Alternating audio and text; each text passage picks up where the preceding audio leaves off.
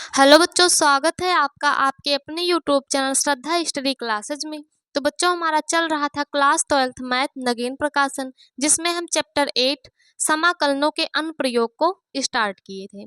तो बच्चों, इसमें हम पहला पार्ट बना दिए हैं, जिसमें हम क्या बता रहे हैं, समाकलनों के अनुप्रयोग का परिचय। तो बच्चों, इसका पार्ट 1 हम बना के डाल दिए हैं। यदि आप उसे नहीं देखे हैं तो हमारे चैनल के प्लेलिस्ट में है, आप जाकर देख लीजिएगा, जिसमें हम सरल रेखा, वृत्त और बच्चों परवलय के बारे में हम बता चुके हैं। आज उसी क्रम में उसके आगे हम दीर्घ वृत्त से स्टार्ट करेंगे। तो बच्चों, सबसे पहले हम आपको समाकलनों के अनुप्रयोग के जितना भी परिचय है पूरा आपको उसे परिचित कराएंगे। उसके बाद ही चैप्टर 8 के क्वेश्चन को सॉल्व कराएंगे, क्योंकि बच्चों पूरा चैप्टर 8 हमारा क्या है, चित्र पर आधारित है। और जब तक आपको चित्र बनाना नहीं आएगा तब तक आप क्वेश्चन को सॉल्व नहीं कर पाएंगे।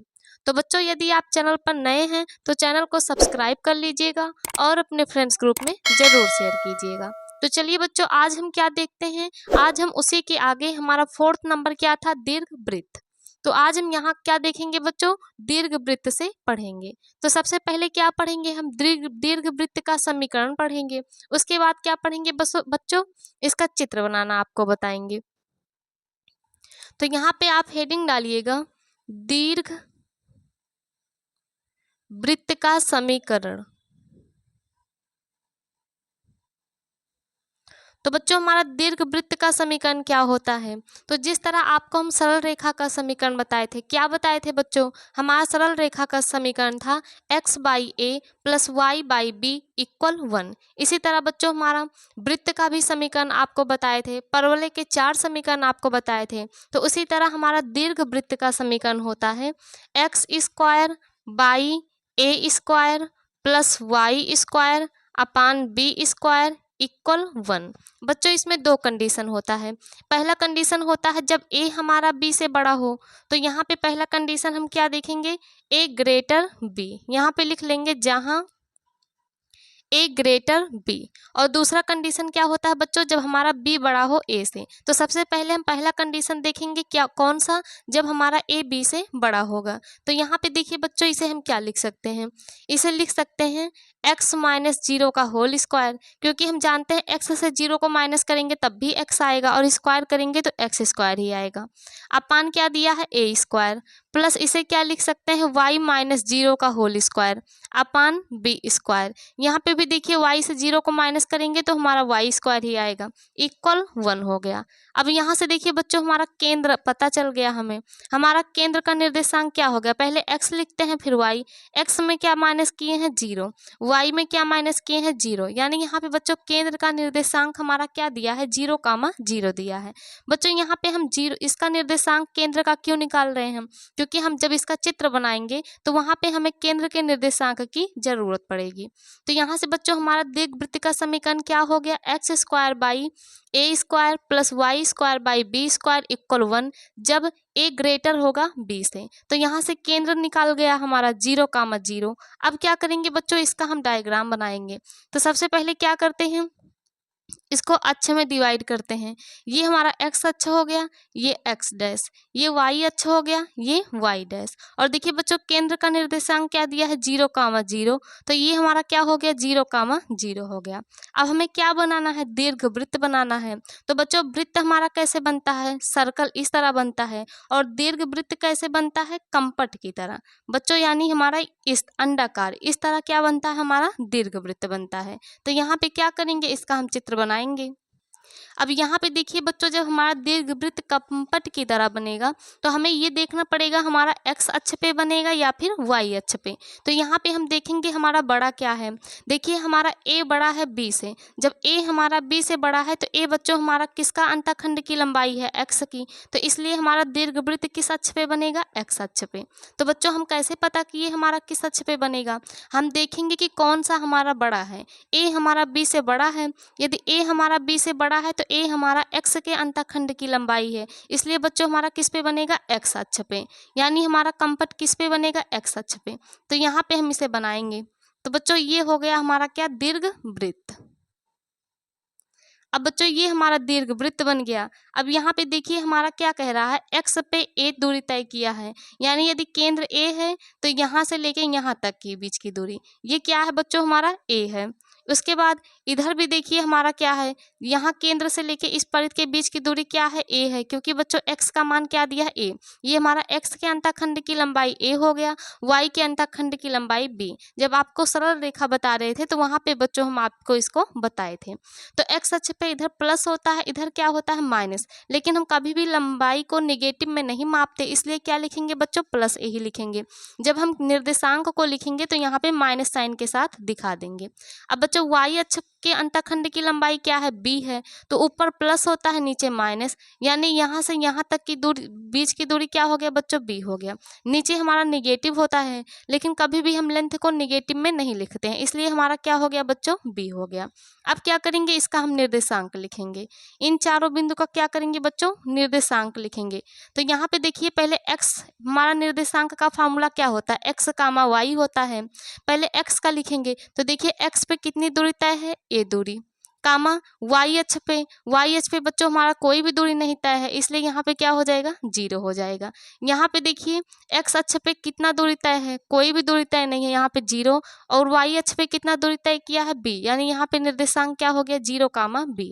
यहाँ पे बच्चों हमारा क्या हो जाएगा, एक्स अक्ष पे देखिए ए दूरी तय किया है, उधर प्लस होता है इधर माइनस, इसलिए यहाँ पे क्या लिखेंगे, माइनस ए कामा 0। यहाँ पे वाई अक्ष पे कितना दूरी तय किया है, बी, इसलिए एक्स हमारा 0 हो जाएगा, वाई कितना हो जाएगा बच्चों, माइनस बी, क्योंकि ऊपर हमारा प्लस होता है नीचे क्या होता है, माइनस, तो यहाँ पे हो जाएगा 0 कामा माइनस बी।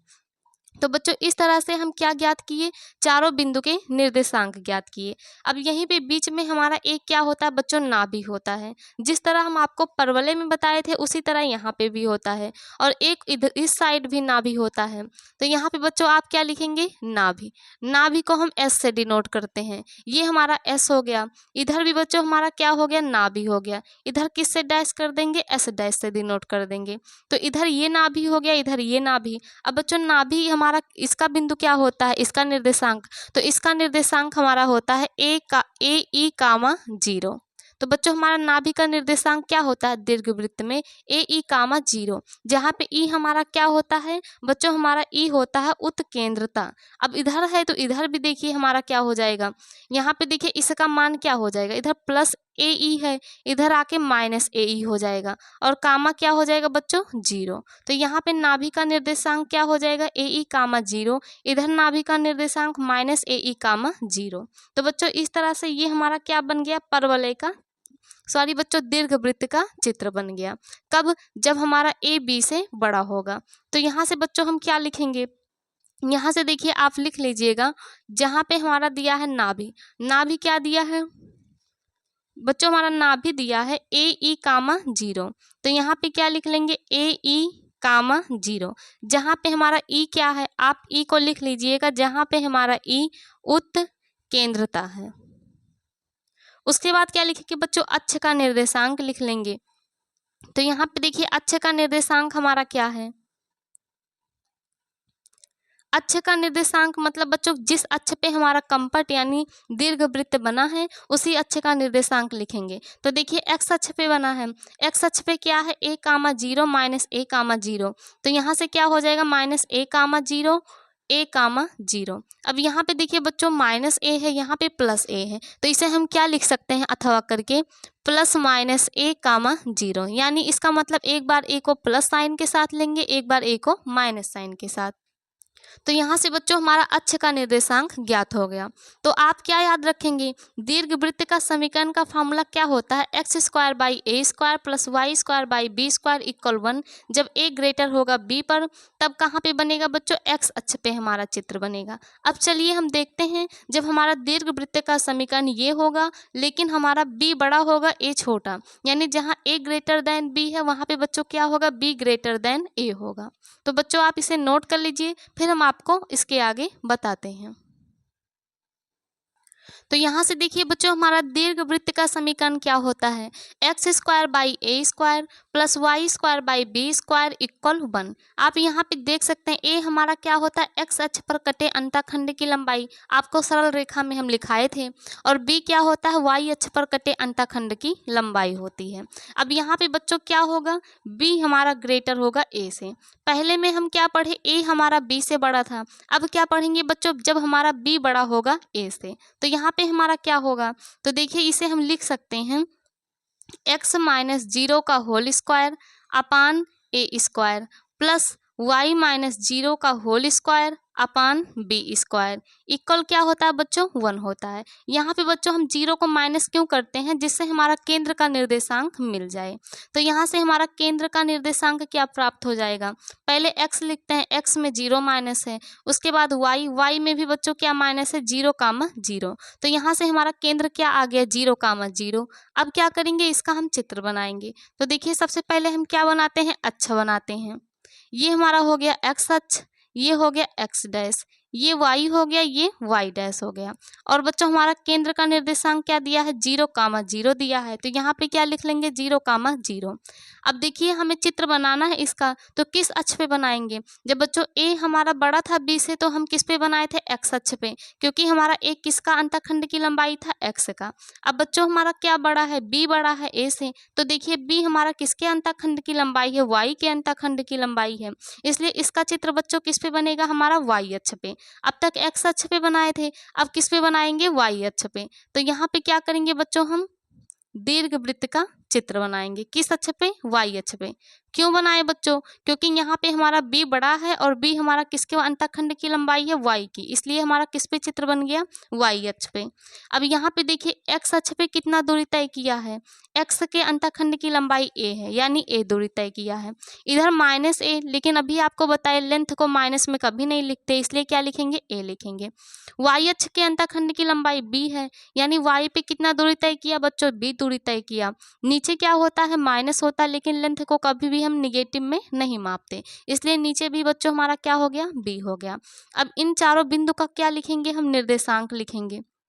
तो यहाँ से देखिए एक्स अक्ष पे कितना दूरी तय किया है, ए, कामा वाई अक्ष पे 0 है, वाई अक्ष पे कितना दूरी तय किया है, बी, तो यहाँ पे हमारा एक्स का 0 हो जाएगा, बी का वाई का क्या हो जाएगा बच्चों, बी हो जाएगा। एक्स अक्ष पे कितना दूरी तय किया है, ए, इधर प्लस होता है इधर माइनस, तो इधर क्या हो जाएगा, माइनस ए कामा 0 हो जाएगा। यहाँ पे देखिए बच्चों एक्स अक्ष पे कितना दूरी तय किया है, 0, वाई अक्ष पे कितना दूरी तय किया है, बी, नीचे नेगेटिव होता है, इसलिए क्या हो जाएगा, 0 कामा माइनस बी। तो बच्चों ये हमारा क्या हो गया, इसका निर्देशांक हो गया। अब यहाँ पे हमारा एक क्या होता है, नाभि होता है, तो यहाँ पे बच्चों हम इसे क्या लिखेंगे, नाभि। इसे किससे डिनोट करते हैं, एस से। यहाँ पे भी हमारा क्या है, नाभि है, इसे किससे डिनोट करते हैं, एस डैश से। अब बच्चों इसका निर्देशांक हमारा क्या होता है, देखिए उसका निर्देशांक हम क्या लिखे थे, जब हमारा ए बड़ा था बी से, तो वहाँ पे लिखे थे ए ई कामा 0।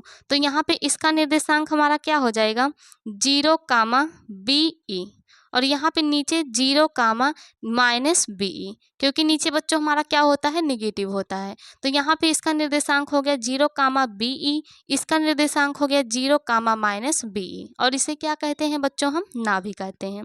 तो यहाँ से हमारा नाभि क्या आ गया, तो यहाँ से देखिए हमारा नाभि आ गया 0 कामा बी ई, और यहाँ से अक्ष का निर्देशांक क्या आ गया, तो बच्चों यहाँ से हमारा अक्ष का निर्देशांक आ गया,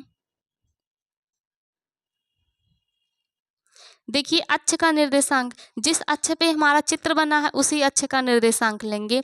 तो वाई अक्ष पे बना है, तो वाई अक्ष का निर्देशांक क्या है, 0 कामा बी, 0 कामा माइनस बी। तो इसे क्या लिखेंगे, 0 कामा बी, 0 कामा माइनस बी, और इसे अथवा में क्या लिख सकते हैं बच्चों, 0 कामा प्लस माइनस बी, यानी एक बार बी को प्लस में लेंगे, एक बार बी को माइनस में लेंगे। तो यहाँ से बच्चों ये हमारा क्या आ गया, एक्स अक्ष का निर्देशांक आ गया।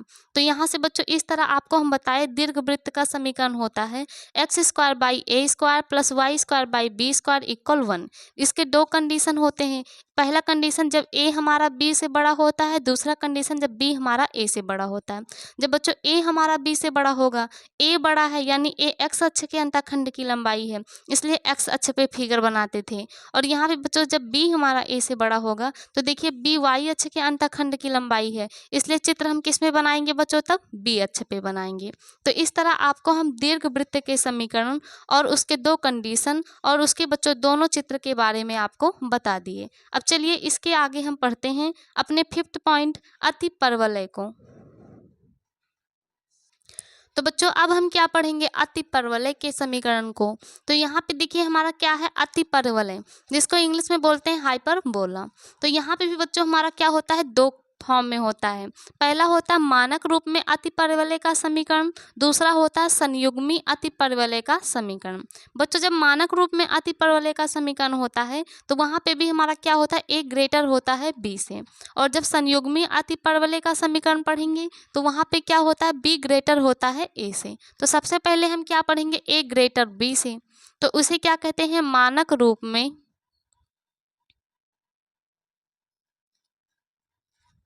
अति परवलय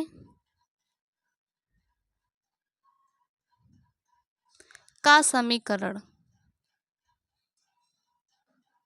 तो बच्चों हम क्या पढ़ेंगे, मानक रूप में अति परवलय का समीकरण। इसका मतलब क्या होता है, ए हमारा बी से बड़ा होगा। तो बच्चों हमारा अति परवलय का समीकरण होता है x square by a square minus y square upon b square equal 1। यानी जो बच्चों अभी हम दीर्घवृत्त का समीकरण पढ़े थे उसमें बीच में क्या होता था, पॉजिटिव होता था। और जो अति परवलय का समीकरण होता है इसमें बीच में क्या होता है, माइनस होता है। तो यहाँ से हमारा अति परवलय का समीकरण हो गया x square by a square minus y square upon b square equal क्या हो गया बच्चों, 1 हो गया। तो ये हमारा क्या हो गया, अति परवलय का समीकरण हो गया, जहाँ हमारा क्या है बच्चों, ए हमारा बड़ा है बी से, क्योंकि यहाँ पे देखिए हम मानक रूप में ले रहे हैं और मानक रूप में हमारा क्या होता है, ए बी से बड़ा होता है।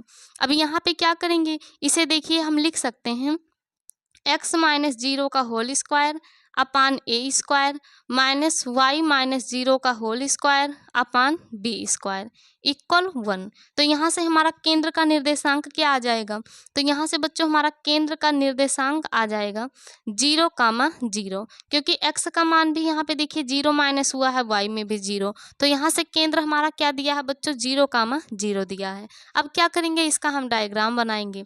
तो सबसे पहले यहाँ पे देखिए हमारा क्या हो गया, एक्स अक्ष एक्स डैश, वाई अक्ष वाई डैश। तो यहाँ पे बच्चों देखिए हमारा केंद्र क्या है, 0,0 है। अब बच्चों हमारा अति परवलय का चित्र कैसे बनता है, हमारा अति परवलय का चित्र आप सबसे पहले ये देखिए आप किस अक्ष पे बनाएंगे, एक्स पे बनाएं या फिर वाई पे। तो आपको बताए थे जब हमारा ए बी से बड़ा होता है, अब देखिए ए हमारा बड़ा है तो ए किसकी लंबाई है, एक्स अक्ष के अंतःखंड की लंबाई, इसलिए हमारा डायग्राम किस पे बनेगा, एक्स अक्ष पे बनेगा। यदि यहीं पे हमारा b बड़ा होता तो b हमारा y अक्ष के अंतःखंड की लंबाई थी, इसलिए हमारा डायग्राम किस पे बनता, y अक्ष पे। तो यहाँ पे बच्चों हमारा a बड़ा है इसलिए किस पे बनाएंगे, x अक्ष पे। तो बच्चों हमारा अति परवलय का चित्र इस प्रकार बनता है, x अक्ष पे इधर भी बनेगा, x अक्ष पे इधर भी बनता है। और ये इसके क्या होते हैं बच्चों, निर्देशांक होते हैं। तो यहाँ से देखिए x अक्ष के अंतःखंड की लंबाई हमारा क्या दिया, a दिया है, यानी ये भी हमारा a हो गया। x अक्ष के अंतःखंड की लंबाई a, तो a भी बच्चों हमारा क्या हो गया, a। इधर प्लस के साथ इधर माइनस के साथ, लेकिन लेंथ को कभी भी निगेटिव में नहीं लेते इसलिए यहाँ पे माइनस a नहीं लिखेंगे। अब देखिए इसके निर्देशांक हमारे क्या हो जाएंगे, x अक्ष पे a है कामा y अक्ष पे 0 है।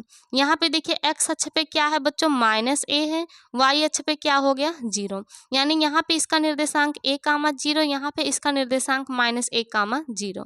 और बच्चों इस बिंदु का नाम रख देंगे a, इस बिंदु का नाम क्या रख देंगे, a डैश रख देंगे। बच्चों बस अभी आप चित्र को समझते जाइए, समीकरण को याद करते जाइए। जब हम आपको प्रश्न को स्टार्ट करवाएंगे, सॉल्व करवाएंगे, तो आपको समझ में आने लगेगा कि किस प्रकार हम कहाँ पे चित्र बनाएंगे। तो यहाँ पे हमारा a हो गया, ये हमारा क्या हो गया, a डैश हो गया। अब यहाँ पे देखिए बच्चों हमारा नाभि यहाँ पे रहेगा और यहाँ पे हमारा नाभि यहाँ। तो ये बच्चों हमारा क्या है, नाभि। तो नाभि को हम किससे डिनोट करते थे, एस से। तो इधर एस से डिनोट कर देंगे, इधर एस डैश से। अब बच्चों क्या करेंगे, इसका निर्देशांक लिखेंगे।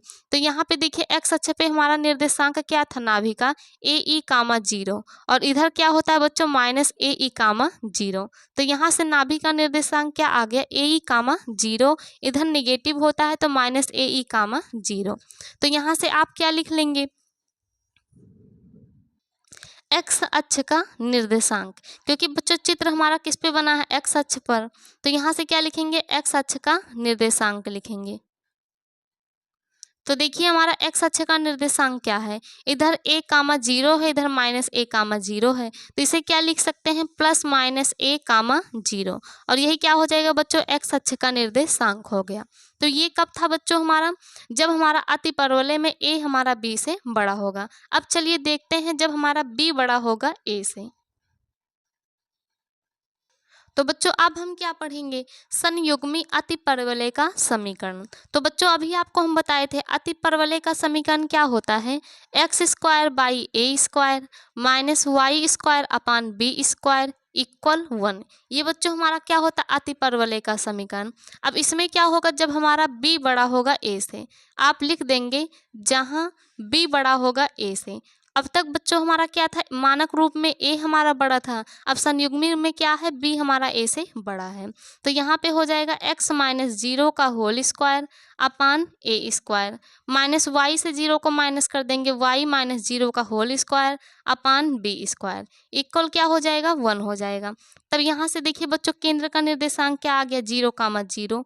तो यहाँ से हम क्या लिखेंगे, केंद्र का निर्देशांक 0 कामा 0। अब क्या बनाएंगे बच्चों, इसका हम चित्र बनाएंगे।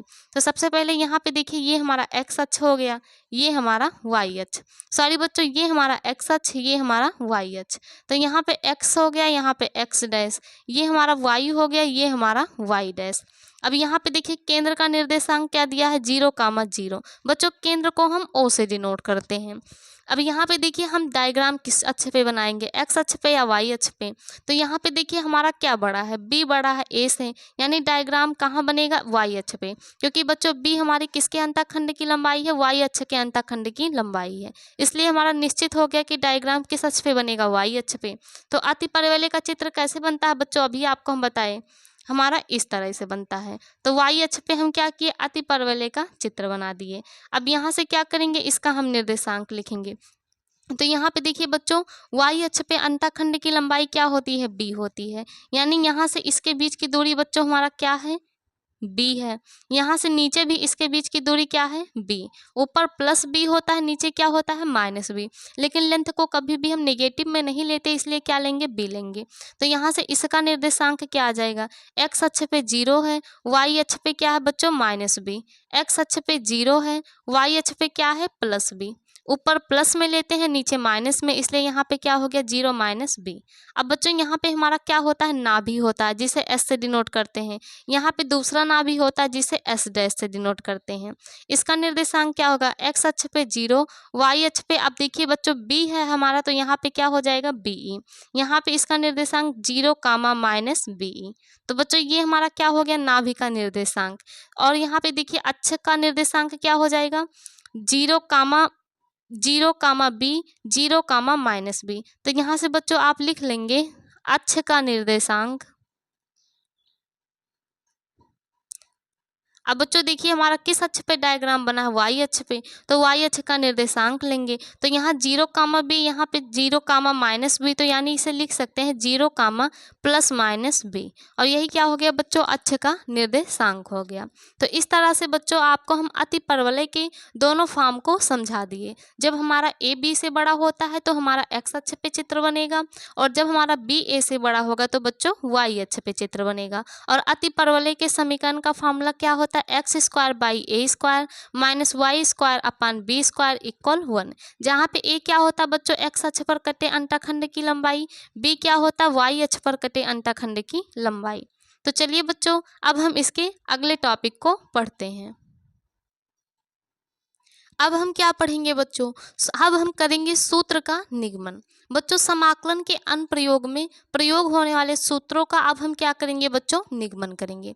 तो यहाँ पे हमारा 2 होता है, पहला क्या होता है, यदि वक्र y बराबर fx दिया होगा, x अक्ष और रेखाओं x बराबर a x बराबर b के बीच घिरे क्षेत्र का क्षेत्रफल ज्ञात करना होगा। तो उसके लिए बच्चों क्या करेंगे, हम सूत्र की उत्पत्ति करेंगे।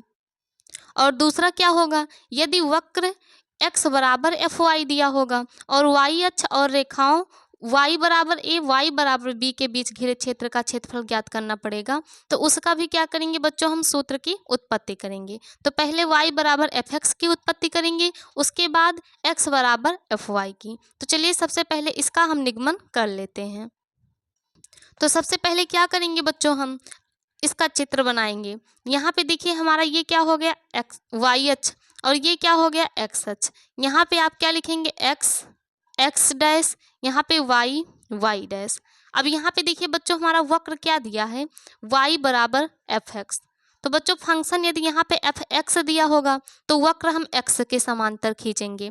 यदि हमारा वाई एक्स बराबर एफ वाई दिया होगा तो वाई के समांतर खींचेंगे वक्र। तो यहाँ पे देखिए y बराबर फंक्शन क्या दिया है, एफ एक्स। यहाँ पे ब्रैकेट में जो रहेगा उसी को बच्चों हम देखेंगे। तो यानी यहाँ पे हम वक्र किसके समांतर खींचेंगे, x के समांतर। तो x अक्ष हमारा ये है, तो क्या करेंगे बच्चों, इसी के समांतर हम खींचेंगे। अब यहाँ पे देखिए हम ये सोचेंगे इधर खींचेंगे x अक्ष पे या फिर इधर। तो यहाँ पे देखिए x बराबर a x बराबर b दिया है। अब बच्चों हम जानते हैं x अक्ष पे इधर प्लस होता है इधर माइनस। तो जब a b हमारा प्लस में है यानी हम वक्र किधर खींचेंगे, इस साइड। यदि बच्चों हमारा माइनस में होता तो इधर खींचते।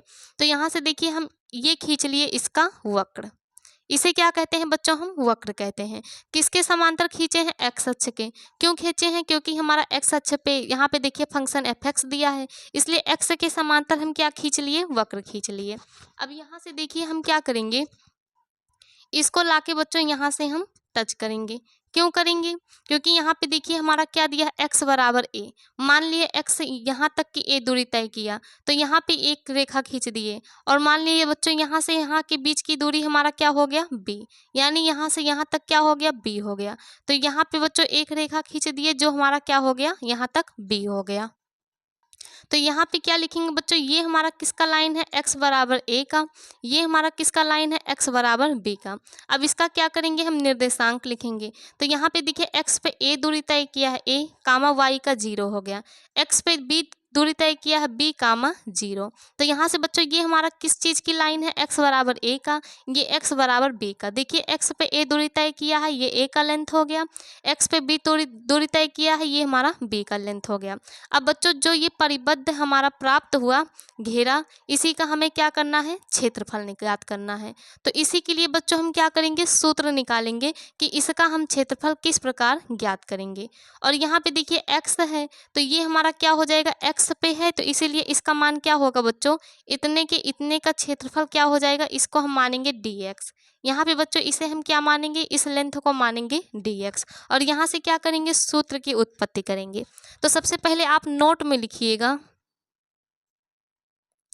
इसमें क्या करते हैं बच्चों, क्षेत्रफल को निकालने के लिए हम एक पट्टी काटते हैं। तो पट्टी हमारा किस तरह होता है, तो बच्चों हमारा पट्टी होता है इस तरह।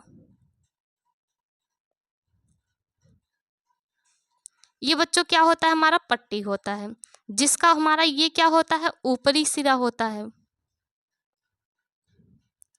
और पट्टी का ये क्या होता है, निचली सिरा होता है।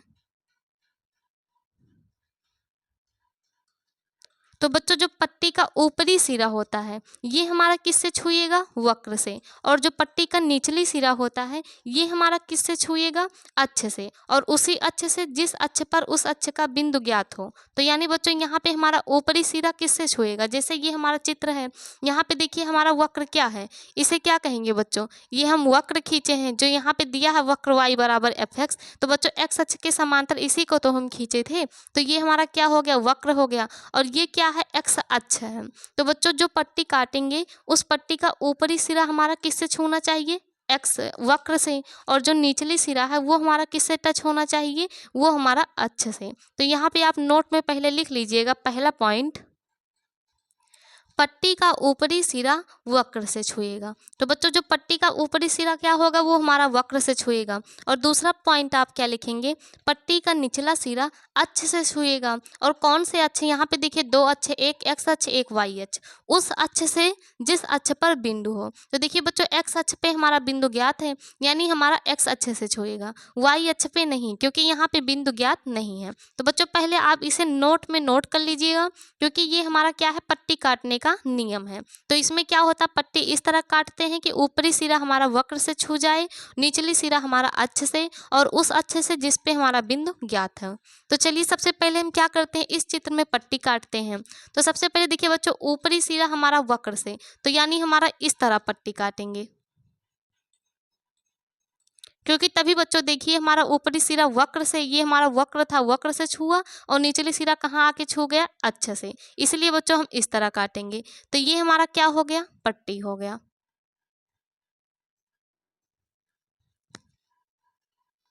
तो यहाँ से बच्चों अब हमारा पट्टी कट गया, तो यहाँ से क्या करेंगे, इस वक्र का क्षेत्रफल निकालेंगे। तो यहाँ से इस वक्र का क्षेत्रफल का फार्मूला क्या निकलेगा, इसे आप क्या लिखेंगे, अभीष्ट क्षेत्रफल।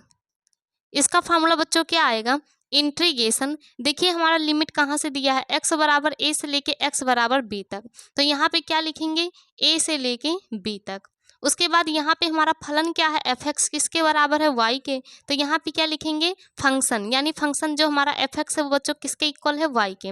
अब किसके सापेक्ष करेंगे, तो यहाँ पे देखिए x अक्ष पे है, इसलिए x अक्ष पे क्या लेंगे, dx, यानी dx के सापेक्ष इसका क्या कर देंगे, समाकलन कर देंगे। तो यहाँ से बच्चों क्या हो जाएगा, हमारा इसका क्षेत्रफल ज्ञात हो जाएगा। तो यहाँ से हमारा क्षेत्रफल का फार्मूला क्या ज्ञात हुआ, integration a to b y dx। तो बच्चों ये था जब हमारा वक्र y बराबर fx दिया हो। अब चलिए देखते हैं जब वक्र हमारा x बराबर fy दिया हो। तो बच्चों यहाँ से आप पट्टी काटना सीख लीजिए और चित्र को बनाना। उसके बाद जब हम क्वेश्चन को सॉल्व कराएंगे तो वहाँ से आपको अच्छे से समझ में आ जाएगा। और अभीष्ट क्षेत्रफल को याद कर लीजिएगा, फार्मूला क्या है, integration a to b y dx। कब होता है बच्चों, जब y बराबर fx दिया हो। तो बच्चों इसे नोट कर लीजिए। अब हम चलते हैं x बराबर fy पर। तो यहाँ से देखिए बच्चों हमारा दूसरा पॉइंट क्या है, यदि वक्र x बराबर fy, y अक्ष और रेखाओं y बराबर a, y बराबर b के बीच घिरे क्षेत्र का क्षेत्रफल ज्ञात करना हो, तो वहाँ पे हम कौन सा फार्मूला लगाएंगे। तो यहाँ पे बच्चों हमारा क्या दिया है, y अक्ष के समांतर दिया है। तो यानी यहाँ पे क्या करेंगे, हम पहले चित्र को बनाएंगे। तो यहाँ पे देखिए ये x हो गया, ये x डैश, ये y हो गया, ये बच्चों हमारा क्या हो गया, y डैश हो गया। तो यहाँ पे देखिए हमारा क्या है, x बराबर fy। आपको बताए थे ब्रैकेट में जो होगा उसी के समांतर क्या करते हैं, हम वक्र को खींचते हैं। यहाँ पे देखिए ब्रैकेट में y है, यानी हम यहाँ बच्चों हमारा फंक्शन क्या है, fy है। तो y के समांतर हम क्या करेंगे, वक्र खींचेंगे। अब हमें देखना y अक्ष पे ऊपर खींचेंगे या फिर नीचे। देखिए y बराबर a, y बराबर b प्लस चिन्ह के साथ है, तो प्लस चिन्ह ऊपर होता है, माइनस चिन्ह नीचे, यानी ऊपर खींचेंगे। तो बच्चों इसके समांतर यहाँ पे हम क्या खींच दिए, एक वक्र खींच दिए। अब यहाँ पे देखिए y बराबर a, y बराबर b, मान लीजिए यहाँ तक की दूरी हमारी क्या है, a है, और यहाँ तक की दूरी हमारी क्या है बच्चों, b है।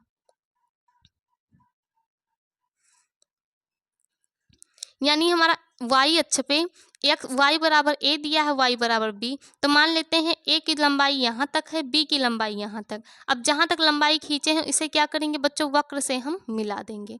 तो यहाँ से देखिए इसका निर्देशांक हमारा क्या आ गया, x अक्ष पे 0 है, y अक्ष पे a है, यानी 0, a हो गया।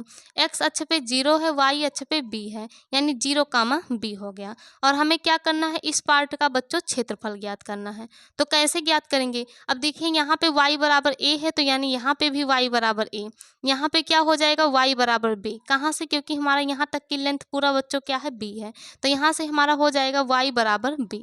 अब हमें इसका क्षेत्रफल ज्ञात करना है। तो आपको बताए क्षेत्रफल ज्ञात करने के लिए बच्चों हम क्या करते हैं, पट्टी काटते हैं। पट्टी कैसे काटते थे, ऊपरी सिरा किससे छूना चाहिए, वक्र से, निचली सिरा अक्ष से, और उस अक्ष से जिस अक्ष पे हमारा बिंदु दिया हो। तो यहाँ पे देखिए बच्चों हमारा पट्टी इस तरह होता है। अब ऊपरी सिरा हमारा किससे टच होना चाहिए, यानी ये वाला सिरा अच्छे वक्र से, और ये वाला सिरा बच्चों किससे, अच्छे से। तो देखिए हमारा वक्र इधर है, यानी पट्टी को हमें बच्चों इस तरह काटना पड़ेगा, तभी हमारा जाके ऊपरी सिरा किससे टच होगा, वक्र से।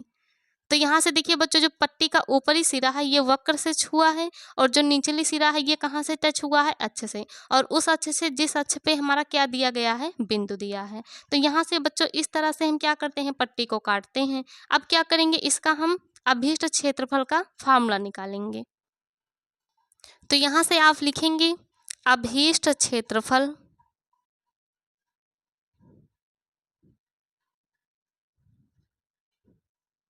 इक्वल इंटीग्रेशन, देखिए बच्चों लिमिट कहाँ से, y बराबर a से y बराबर b तक, यानी a से लेकर b तक। अब उसके बाद देखिए हमारा फंक्शन क्या दिया, फंक्शन हमारा x है, तो यहाँ पे क्या लिखेंगे x। अब यहाँ पे x है तो किसके समांतर करें, किसके सापेक्ष करेंगे इसका समाकलन। तो यहाँ पे देखिए लिमिट भी बच्चों हमारा y का है, और हमारा y अक्ष पे है, यानी इसकी हमारा क्या हो जाएगा, इस क्षेत्रफल की लंबाई मान लेते हैं dy। तो यहाँ पे किसके सापेक्ष समाकलन करेंगे, dy के सापेक्ष। यदि बच्चों यहाँ पे आप x लेंगे तो यहाँ पे dy लेंगे, यहाँ पे y लेंगे तो यहाँ पे dx लेंगे। यहाँ पे इस तरह बच्चों आप इसे याद कर लीजिएगा। तो यहाँ से अभीष्ट क्षेत्रफल का फार्मूला क्या आ गया, integration a to b x dy। तो बच्चों यहाँ से क्या कीजिए, इस फार्मूले को आप नोट कर लीजिए और याद कर लीजिए। जब हम आपको प्रश्नावली के क्वेश्चन को सॉल्व कराएंगे तो आप अच्छे से समझ जाएंगे किस प्रकार इस फार्मूले का यूज होगा। तो चलिए बच्चों अब चलते हैं, हम समझते हैं हम दो वक्रों के बीच का क्षेत्रफल ज्ञात करने का फार्मूला क्या है। तो बच्चों अब क्या पढ़ेंगे हम, दो वक्रों के बीच क्षेत्रफल को ज्ञात करना। तो इसके लिए क्या फार्मूला होता है, तो बच्चों यहाँ पे भी हम दो तरीके से समझेंगे। एक हमारा जब y बराबर एफ एक्स हो, और एक हमारा जब x बराबर एफ वाई हो। तो सबसे पहले हम बच्चों क्या देखते हैं, y बराबर एफ एक्स का। तो सबसे पहले यहाँ पे देखिए हमारा दो वक्रों का कह रहा है, इसलिए यहाँ पे हमारा कितने वक्र होंगे बच्चों, दो वक्र होंगे। तो आप लिखेंगे माना दिए गए वक्र, दिए गए दो वक्र। यहाँ पे बच्चों हम क्या मानेंगे, माना दिए गए दो वक्र। तो यहाँ से पहला वक्र हो गया y1 इक्वल f1 x, और यहाँ से दूसरा वक्र हो गया y2 इक्वल f2 x। यहाँ पे चूंकि बच्चों दो हमारा दिया गया है वक्र, इसलिए y1 और y2 मानेंगे। तो यहाँ y1 लेने पे f1x हो गया, y2 लेने पे f2x हो गया। अब इसे मान लेंगे समीकरण नंबर 1, इसे मान लेंगे समीकरण नंबर 2। और बच्चों जब भी आपको दो वक्र के बीच का क्षेत्रफल ज्ञात करना पड़ेगा तो वहाँ पे हमारा क्या दिया रहेगा, प्रतिच्छेदन बिंदु। और यदि आपको प्रतिच्छेदन बिंदु नहीं दिया रहेगा तो वहाँ पे आपको दो समीकरण दिए रहेंगे, और उन दोनों समीकरण को सॉल्व करके आपको प्रतिच्छेदन बिंदु को ज्ञात करना पड़ेगा। तो चलिए यहाँ पे हम आपको वैसे ही बता रहे हैं। तो यहाँ पे हम मान लेते हैं हमारा प्रतिच्छेदन बिंदु a, b व c, d है। तो यहाँ से आप क्या लिखेंगे, माना प्रतिच्छेदन बिंदु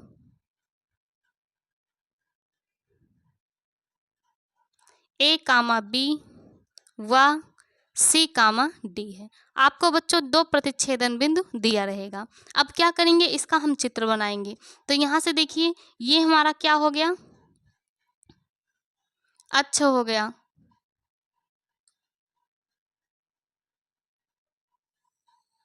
तो यहाँ से ये x हो गया, ये हमारा x डैश हो गया, ये y हो गया, ये हमारा y अक्ष। अब बच्चों आपको वक्र खींचना था, किस अक्ष के समांतर खींचते थे, जो ब्रैकेट में दिया रहता था।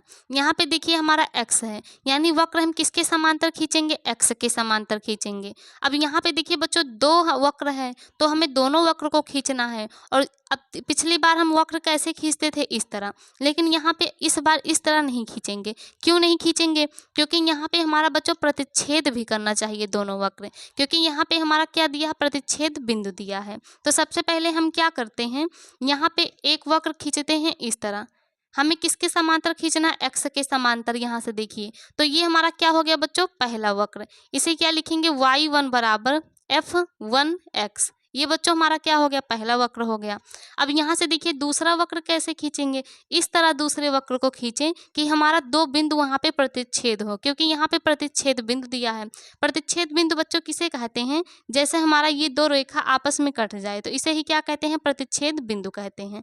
तो इसलिए बच्चों हम दूसरे वक्र को कैसे खींचेंगे, इस तरह।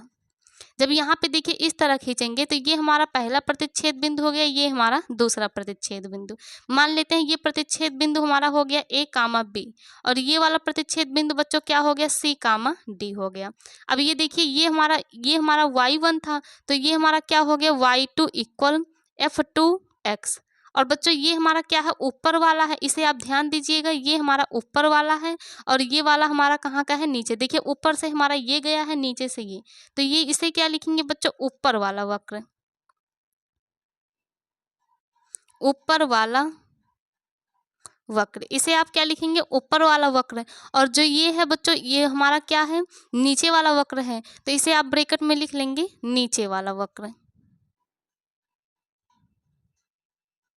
तो यहाँ से देखिए हमारा वक्र डिवाइड हो गया।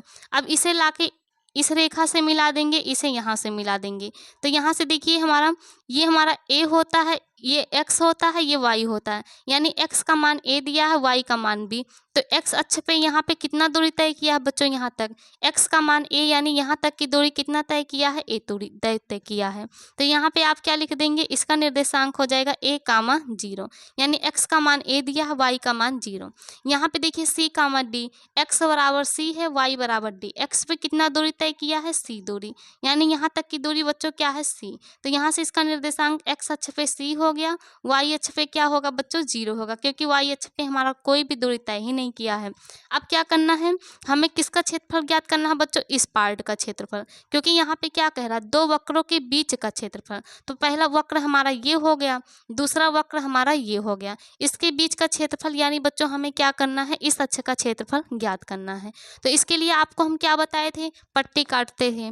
पट्टी कैसे काटते थे, पट्टी का ऊपरी सिरा वक्र से छूना चाहिए और निचली सिरा अक्ष से, और उस अक्ष से छूना चाहिए जिस पे हमारा बिंदु दिया हो। तो देखिए इस अक्ष पे बिंदु दिया नहीं है, इसी अक्ष पे बिंदु है, तो इसका मतलब इसी अक्ष पे हमारा बिंदु टच करेगा। तो यहाँ पे क्या करेंगे, पट्टी को हम इस तरह काटेंगे,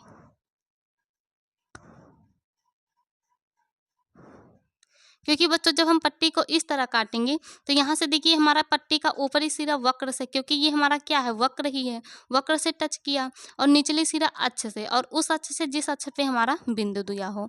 तो इस तरह से बच्चों हम क्या किए, वक्र को कट कर लिए, यानी पट्टी को कट कर लिए। अब क्या करेंगे, इसका हम क्षेत्रफल का फार्मूला लिखेंगे। तो आप यहाँ पे लिखेंगे अभीष्ट क्षेत्रफल। तो यहाँ से बच्चों हमारा फार्मूला क्या निकलेगा, अभीष्ट क्षेत्रफल का, इंटीग्रेशन, देखिए हमारा क्या दिया है, a से लेके c तक, लिमिट क्या दिया है बच्चों, a से हमारा c तक दिया है। तो यहाँ पे क्या लिखेंगे, a से लेके c तक लिमिट लिखेंगे।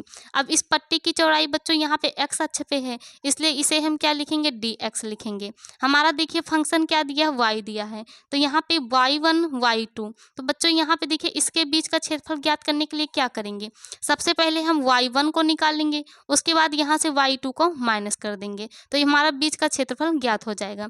यानी बच्चों हमारा इसी तरह दिया गया है, और ये हमारा क्या है, y1 है, ये हमारा y2 है। देखिए यदि y1 को ज्ञात करेंगे तो ये पूरा पार्ट ज्ञात हुआ, उसमें से y2 को यानी नीचे वाला घटा देंगे, तो बच्चों ये बीच वाला पार्ट हमारा मिल जाएगा। यानी यहाँ पे हमारा क्या हो जाएगा, y1 माइनस y2। तो यहाँ पे क्या लिखेंगे, y1 माइनस y2, और किसके सापेक्ष, dx। तो यहाँ पे क्या लिख देंगे, dx, या चाहे तो आप बच्चों ऊपर लिख सकते हैं, ऊपर वाले वक्र माइनस नीचे वाला वक्र। तो यहाँ पे देखिए हमारा ऊपर वाला वक्र क्या है बच्चों, y1 है, और नीचे वाला वक्र क्या है, नीचे वाला वक्र y2, यानी y1 में से क्या माइनस कर देंगे, y2, और किसके सापेक्ष, dx के सापेक्ष। तो यही क्या हो गया बच्चों, हमारा दो वक्रों के बीच के क्षेत्रफल ज्ञात करने का फार्मूला क्या है, integration a to c y1 minus y2 dx। यहाँ पे बच्चों a टू c हम कहाँ से लिए हैं, यहाँ पे देखिए a कामा 0 से c कामा 0 तक जा रहा है, यानी a से लेकर c तक। तो बच्चों ये हमारा क्या हो गया, यहाँ पे देखिए x के सापेक्ष लेंगे तो x का लिमिट लेंगे, x अक्ष पे लिमिट क्या है, 0 से लेके c तक, इसीलिए बच्चों यहाँ पे क्या लिए हैं, a से c तक, क्योंकि x के सापेक्ष ज्ञात करना था। तो बच्चों ये था हमारा पहला पॉइंट, जब हमारा y बराबर fx हो। अब हम चलते हैं दूसरे पॉइंट पे, जब हमारा x बराबर fy दिया हो। तो यहाँ पे देखिए बच्चों हम क्या मान लिए, माना दिए गए दो वक्र, पहला x1 बराबर f1y, दूसरा x2 बराबर f2y। यहाँ पे बच्चों क्या किया, xy हमारा प्रतिस्थापित हो गया है, यानी जहाँ y था वहाँ x चला गया, जहाँ x था वहाँ पे क्या हो गया बच्चों, y हो गया। तो यहाँ पे भी बच्चों देखिए यहाँ पे हमें दो वक्रों के बीच का क्षेत्रफल ज्ञात करना है। तो सबसे पहले यहाँ पे क्या दिया रहेगा, प्रतिच्छेदन बिंदु। यदि नहीं दिया होगा तो उसे हम क्या करेंगे, दोनों समीकरण को सॉल्व करके ज्ञात करेंगे। तो यहाँ पे हम मान लेते हैं प्रतिच्छेदन बिंदु। तो यहाँ पे क्या लिखेंगे, माना प्रतिच्छेदन बिंदु इक्वल ए कामा बी व सी कामा डी है, क्योंकि बच्चों हमारा वक्र दो जगह पे कटता है, तो दोनों का निर्देशांक हमारा क्या हो जाएगा, ए कामा 0, ए कामा बी, सी कामा डी। अब क्या करेंगे, इसका हम चित्र बनाएंगे। तो यहाँ पे देखिए हमारा इसका चित्र कैसे बनेगा, ये बच्चों हमारा क्या हो गया, एक्स अक्ष हो गया।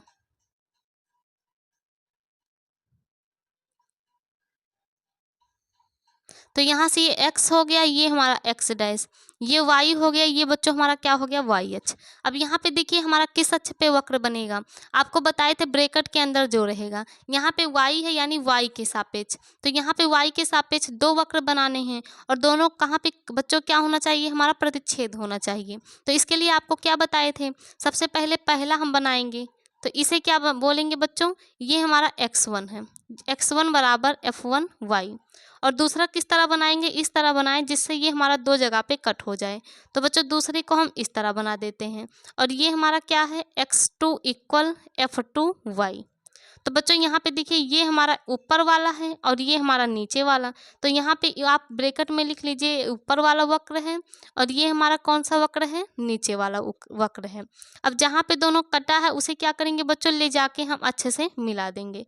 तो यहाँ पे इसे क्या करेंगे, एक्स वाई अच्छे से ले जाके मिला देंगे और हमें क्या करना है, इसका क्षेत्रफल ज्ञात करना है।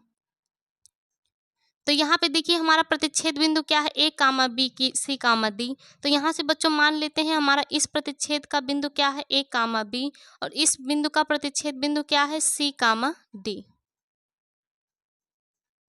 तो यहाँ से इसका प्रतिच्छेद क्या हो गया बच्चों, ए कामा बी, इसका सी कामा डी।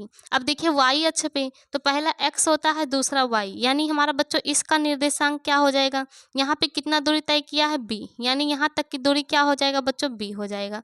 तो इस बिंदु का निर्देशांक हम क्या लिखेंगे, 0, एक्स का मान 0, वाई का मान क्या है बच्चों, बी है। तो यहाँ से हमारा क्या हो जाएगा, इस बिंदु का निर्देशांक 0 कामा बी।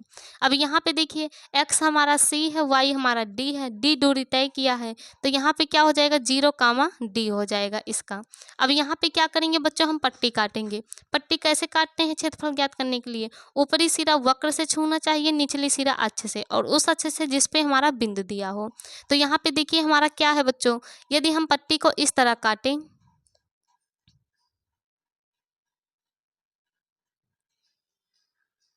तो यहाँ से देखिए हमारा ऊपरी सिरा किससे टच हुआ, वक्र से, क्योंकि ये दोनों हमारा क्या है, वक्र, और निचली सिरा अक्ष से, उस अक्ष से जिस पे हमारा बिंदु दिया हो। तो इस तरह बच्चों यहाँ पे क्या करेंगे, हम पट्टी को काटेंगे। अब यहाँ पे देखिए ये हमारा वाई अक्ष पे है, इसलिए इसका लेंथ क्या हो जाएगा, डी वाई हो जाएगा। तो यहाँ से हमारा क्या होगा, इसका फार्मूला ज्ञात करेंगे। तो यहाँ से अभीष्ट क्षेत्रफल का फार्मूला हो जाएगा, अभीष्ट क्षेत्रफल इक्वल इंटीग्रेशन। देखिए बच्चों वाई अक्ष पे है, तो वाई अक्ष पे कहाँ से कहाँ तक जा रहा है, देखिए हमारा बी से लेकर डी तक।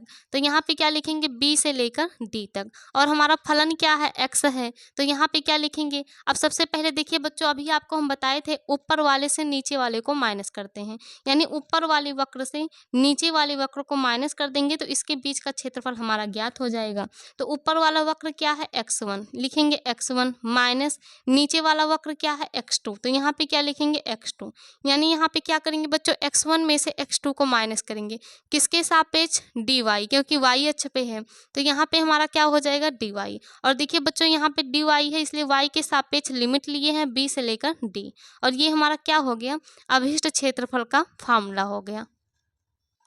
अब बच्चों इसे आप नोट कर लीजिए। अब आपको हम कुछ नोट पॉइंट नोट करा देते हैं जिसका भी हमारा क्वेश्चन को सॉल्व करते समय यूज होगा। अब बच्चों आप नोट पॉइंट में नोट करेंगे, जैसे हमें अब तक पता था कि हमारा ऊपर वाला वक्र कौन सा है, नीचे वाला वक्र कौन सा था, लेकिन यदि हमें जब पता ना हो ऊपर और नीचे वक्र कौन सा है और पट्टी कहाँ पे कटा हो बच्चों, dx पे, तो इसका फार्मूला हम क्या लगाएंगे, क्योंकि यहाँ पे हमें ऊपर नीचे का वक्र पता ही नहीं है। जब पता रहता था तो ऊपर वाले वक्र से नीचे वाले वक्र को माइनस कर देते थे, लेकिन यहाँ पे देखिए बच्चों क्या बोल रहा है, जब पता ना हो ऊपर और नीचे का वक्र कौन सा हो और पट्टी हमारा किस पे कटा हो, dx पे, तो इसका अभीष्ट क्षेत्रफल का फार्मूला क्या होता है, तो इसके बच्चों अभीष्ट क्षेत्रफल का फार्मूला होता है इंटीग्रेशन a टू b। अब देखिए यहाँ पे dx है, यानी हम dx के सापेक्ष ही निकालेंगे, तो यहाँ पे बच्चों हमारा क्या हो जाएगा, y1 हो जाएगा, plus integration a to b c to d, क्योंकि प्रतिच्छेद बिंदु बच्चों हमारा क्या था, a b और c d था, और यहाँ पे क्या हो जाएगा, y टू dx। तो बच्चों ये हमारा किस स्थिति में होगा, जब पता नहीं होगा कि ऊपर और नीचे का वक्र कौन सा है और पट्टी हमारा किस अक्ष पे होगा, dx पे होगा। अब इसी तरह दूसरा पॉइंट हम देखेंगे, जब पता ना हो कि हमारा ऊपर और नीचे का वक्र कौन सा हो और पट्टी dx पे ना हो के बच्चों कहाँ पे हो, dy पे हो। तो यहाँ पे देखिए बच्चों जब पट्टी dy पे होगा और पता नहीं है कि हमारा ऊपर नीचे का वक्र कौन सा होगा, तो यहाँ पे इसके क्षेत्रफल का फार्मूला क्या होगा, तो आप यहाँ पे क्या लिखेंगे, अभीष्ट क्षेत्रफल। इसका फार्मूला बच्चों हमारा क्या हो जाएगा, integration a to b x1 dy। अब यहाँ पे देखिए dy है तो dy के सापेक्ष ज्ञात करेंगे। अब जब यहाँ पे dy तो यहाँ पे हमारा क्या हो जाएगा, x1, यहाँ पे क्या हो गया x2, limit a to b, दूसरा क्या हो जाएगा c टू d, और यहाँ पे क्या हो जाएगा बच्चों dy। तो इस स्थिति में हमारा फार्मूला क्या हो जाएगा, integration a to b x1 dy plus integration c to d x2 dy। तो बच्चों इस तरीके से आपको हम समाकलन के अनुप्रयोग के जितने भी फार्मूले थे, जितना भी बेसिक कॉन्सेप्ट था, सब बता दिए। तो बच्चों आप हमारे पार्ट 1 और ये हमारा क्या था बच्चों, पार्ट 2 था, इसे आप अच्छे से पहले रिवाइज कर लीजिएगा एक बार पढ़ने के बाद, उसके बाद ही आप चैप्टर 8 के क्वेश्चन को सॉल्व कीजिएगा।